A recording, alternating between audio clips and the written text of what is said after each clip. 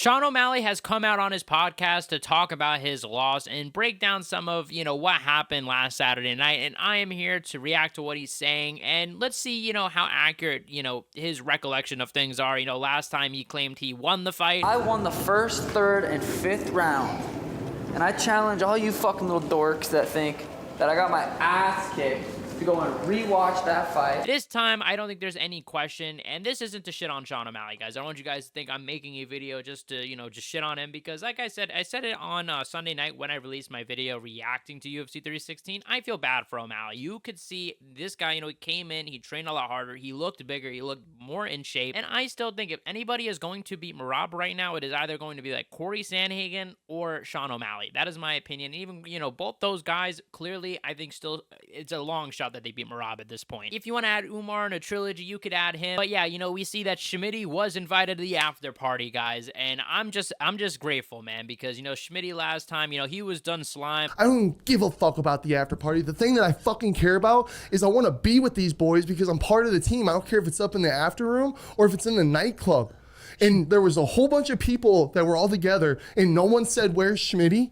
I was seriously upset. Guys, we're going to react to what he said, and I also want to, kind of just delve more into what happened Saturday because of all this John Jones news with me having to, shoot down some of these ducks, and get the record straight. I haven't really had much chance to talk about UFC 316. I do want to make a video as well talking about the potential Amanda Nunes and Kayla Harrison fight, but let me know what videos you guys want to see so I know what to actually put out. All right, so like I said, my boy Schmitty, he's here, right? We see Sean O'Malley, and we see Canelo Alvarez, right? I mean, this is a great podcast already. I mean, if I would have known that we have just Canelo Alvarez chilling, just talking about Sean O'Malley's loss, I would have tuned in a long time ago. But guys, here we have Sean O'Malley. Let us hear what he had to say. This is him breaking down his loss to Merab.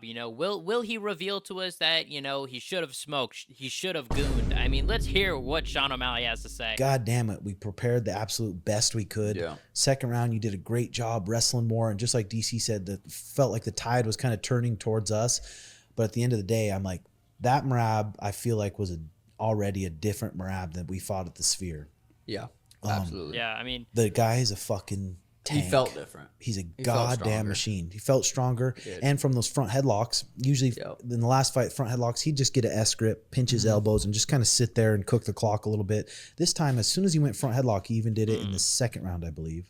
Well, what we're seeing is a couple of things. First of all, we've heard Merab also revealed he was injured for the Spear card. I mean, we know that he was kind of dealing with problems, and honestly goes into most fights injured. But another thing is the confidence. I mean, since he, beat O'Malley, he went up against Umar, where he was a massive underdog, where a lot of people were counting him out. Of course, you guys know I was always supporting Merab. We saw Merab's performance where he was basically emoting on Umar, like literally, doing take the L type dances in front of him. So that, I mean, you must feel like a god doing that, right? And you've already gone up against O'Malley. I'm sure Merab literally, if you saw him walking around this week, he did not seem to have it down the world that he was going to win this fight. And part of me thought that might have been a mistake because I thought, O'Malley did stand a dangerous chance to beat Merab. I picked Merab, but, you never know. One punch can change everything. But you could just tell, as your confidence gets higher, you're going to take just more risks. And, the more risks you take, especially if you're as good as Merab, it's probably going to work out. The third round got stuck on bottom a little bit, and you felt like you were down there for so long. What, I think 4.5 minutes, goddamn near. No, 3, I think. At 3-minute mark, he took you down, I believe. Yeah, I remember that. And I was wondering at the time, like, if you're O'Malley, you've been training basically for, pretty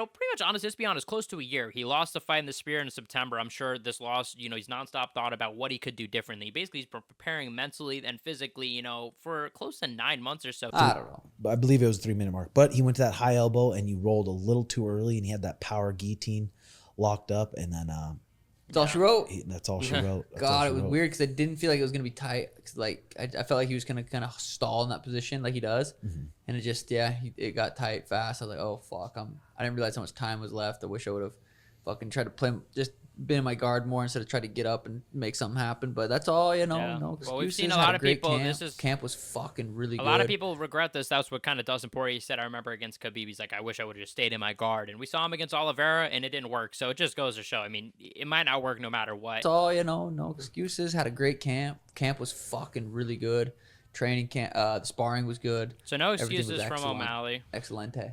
And I'm grateful at the end of the day you're okay because so many things can happen inside that cage, and so your life meter didn't go down at all. So Schmitty Dude, not too having to get grateful surgery. to be at this podcast, man. He is just, you know, he's just like, I'm just grateful you're alive, man. And like, you're gonna see Tim's face. He's just like, bro, what is this glaze? after the fight, bro, there was still so much positivity for Sean. They all just kept saying that obviously you're okay, and that they couldn't wait to see you back. So knowing that your fans aren't switching up on you too, and that we all still love you, man, that's good. Been nice. I know people won't like this answer. It's an ugly answer to what you do next, but you just saying you like 3 rounds too.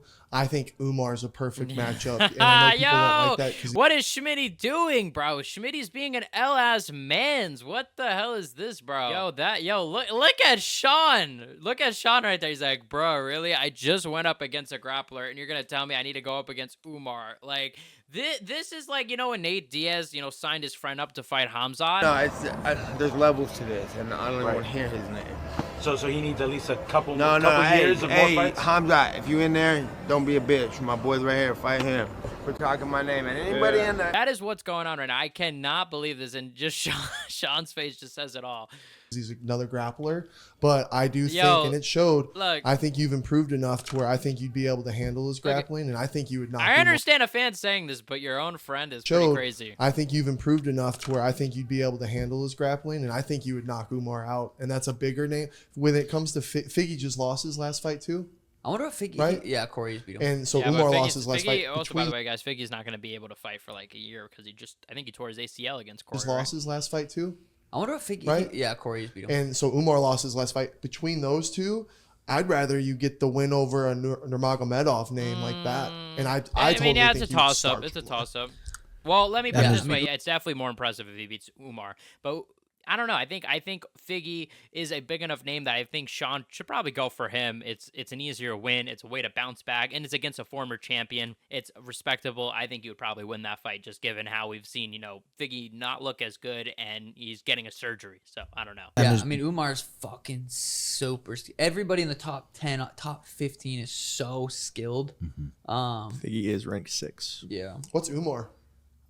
I'm not ranked 6. Umar is ranked 3. No, I think It's you nice. want I don't even. There's It's nice to not think about a fight right now because I do want to just chill for a few weeks, and it's way better to not have like, okay, this is who. I don't even if UFC said, hey, I think we know what we're gonna do. It's like, I don't even want to know right now. Just let me chill for 5. And it makes sense for Sean not to want to, you know, decide, hey, this is who I want next, because there isn't a clear name. I mean, Umar, look, that would be impressive for Sean. I'm sure he doesn't want that. That's just a big risk. You would probably want someone a little more calmer in your return fight. I would love the Umar fight. Don't think that's going to happen. I think Piotr Jan rematch, maybe in Abu Dhabi. That wouldn't be that bad. Maybe this time 5 rounds. But I saw O'Malley say that he wants to return in December, which, look, I think that's possible. I think he could definitely return maybe even earlier than December, assuming he doesn't have any injuries, right? We've seen this guy get injured so many times, but I would be excited to see if it was Umar, if it's Piotr Jan. I think they're going to go Piotr Jan. That is my opinion. I think Piotr Jan's going to get the next, I guess, O'Malley fight. Not a title shot, but O'Malley fight. And if Jan beats O'Malley, I think Jan should get the next title shot and rematch Merab, even though obviously we saw how dominant that first fight was. Let me know what you guys think in the comment section below. Check out my last video where I talked about Tom Aspinall responding to John Jones and Dana White's feud, I guess. You guys are the best fan base in MMA. Hit the subscribe button, like, comment, share, and I'll see you guys in the next one.